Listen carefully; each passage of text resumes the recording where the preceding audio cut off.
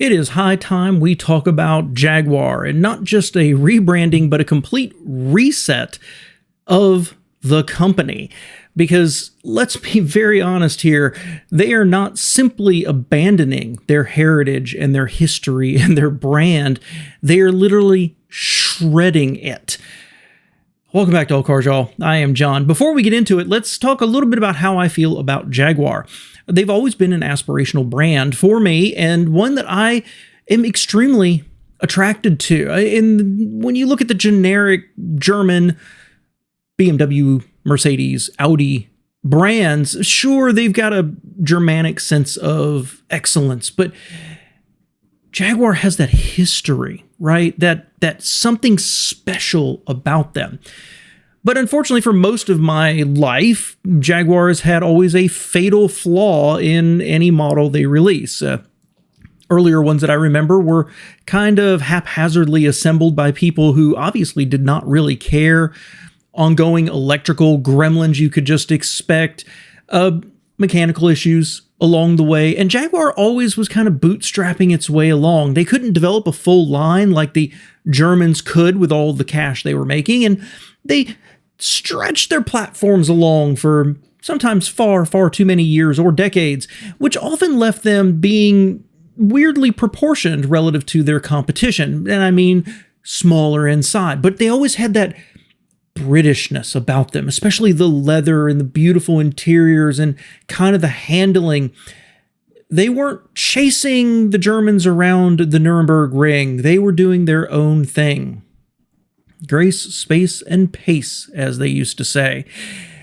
And I think that, as they were bought by Ford, Ford did a lot of good things for them and tried to expand the range. It didn't go quite well, but eventually Ford sold them and Land Rover over to Tata. And that's where it all started to go wrong. And that's unfortunate because I was really, really optimistic about it. One of the big changes, and it'll become important later, is they changed the styling. They felt they needed to break from their tradition of sensual, rounded, sexy British cars.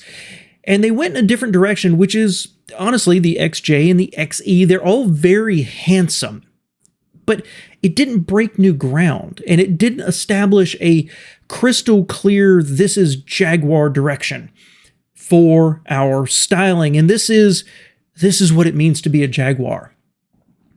And I think they made some good cars along the way and some that I really like, but they lost some of their identity. They lost some of their brand by moving away from their history and their heritage in styling instead of updating it. And so Tata was investing money in them, and part of that was to get sport utility vehicles, but they did it all wrong. Maybe these are really good vehicles, and they moved into the area where the Germans had moved because this is where people, something like 60% of all sales, 70% of all sales are SUVs. So Jaguar needed to be there to get that money, but it didn't work out. They released 3 different SUVs, all of which look exactly the same. And with their new styling direction, it has no presence. They could be Mazdas for all anybody else can tell at a distance without any labels. I'm sure they're very wonderful, luxurious inside, but not distinctive.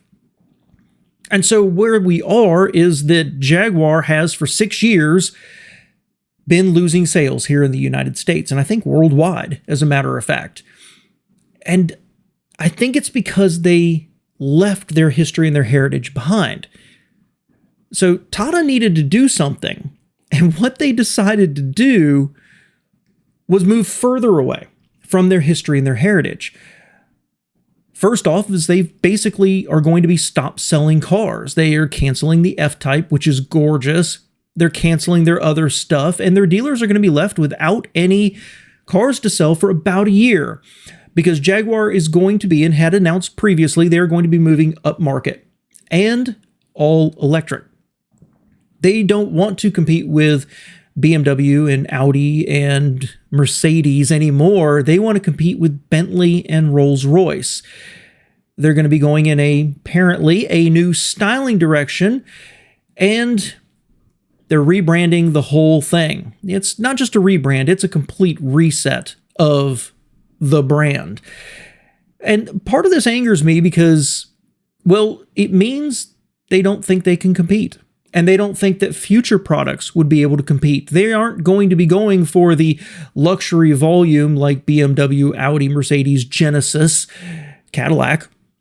They're just going to give up and they're going to move up market because you only have to sell so many Rolls Royces to be profitable. And I think that means that they're going to move their focus away from the United States. Instead of getting sales here in the United States, by going up market and electric, I think that obviously appeals to international markets, the very, very wealthy, maybe in the Scandinavian or European countries, and China. I believe they are shifting their entire focus over to China and India and trying to get those incremental sales from Bentley and Rolls-Royce. And that's a horrible mistake, at least in my opinion, because that's not where Jaguar competes historically. So again, if you abandon your styling, you abandon your history, and then you abandon where your products traditionally sit, this isn't edging up. This isn't offering a top-of-the-line product on top of what you offer. This is just giving up. And along the way, they feel they needed to make a big move, and that is to reset the entire brand and its image. So they came out with a brand new logo, and they're changing the colors that are traditionally associated with Jaguar. They're going for something else. And let's not forget the fact that some marketing manager here decided that mixing uppercase and lowercase is the way to upgrade a traditional luxury logo. A logo that is recognized around the world. They've done this. And they chose to introduce this through a video showing these models in these garish, weird, modernistic costumes, which looks to me like a Gen Z fever dream of what the 80s look like. Now, they will say that it's a bold step forward into a future, but what it really looks like to me is this. Invasion of the Fantanas.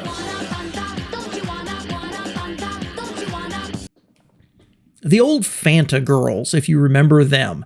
It's a horrible, horrible misstep that I think they are trying to be uber modern to appeal to that very rich, I'm attending fashion shows in Monaco crowd. But it just looks cheap and cheesy. And the problem with chasing modern or modernity is it passes you by. I mean, think about an 80s house that was modern and you look at it now and it's obviously a 40-year-old house. It's not classic. But look at a 40-year-old Jaguar and it has classic lines. And so did this have to happen? Well, no, it didn't, because Tata owning Land Rover has been good for them. They have expanded their platforms. They've expanded the range. They've come up with a new styling direction for Land Rover. The new Range Rover is exquisite. And they've built something special by leaning into the image of Land Rover while also updating it and steadily moving it up market, keeping it at a premier position. But with Jaguar, they did the exact opposite. Instead of leaning into their classic Britishness, they tried to make it more modern. And now they're leaping forward to even more modern and more upscale. That's not Jaguar to me. Jaguar to me is not only a roadster on a country lane, but it's also, you know, imagine a landed gentry, wealthy British man driving his Jaguar and then getting out and putting on a tweed jacket and a seersucker hat and grabbing a shotgun out of the trunk because he's going to go, I don't know, hunt fowl for the day. That's Britishness. Think of the popularity of Downton Abbey. And there is a worldwide craving for that distinctly British luxury. And instead of leaning ever deeper into that and maybe rolling back to some of their old styling touches, they're just abandoning it all. It angers me greatly that this is what's happening here. And I think we are watching one of the biggest missteps in corporate history, at least since the Edsel and probably New Coke as well. This is a totally unnecessary, unforced error by Jaguar.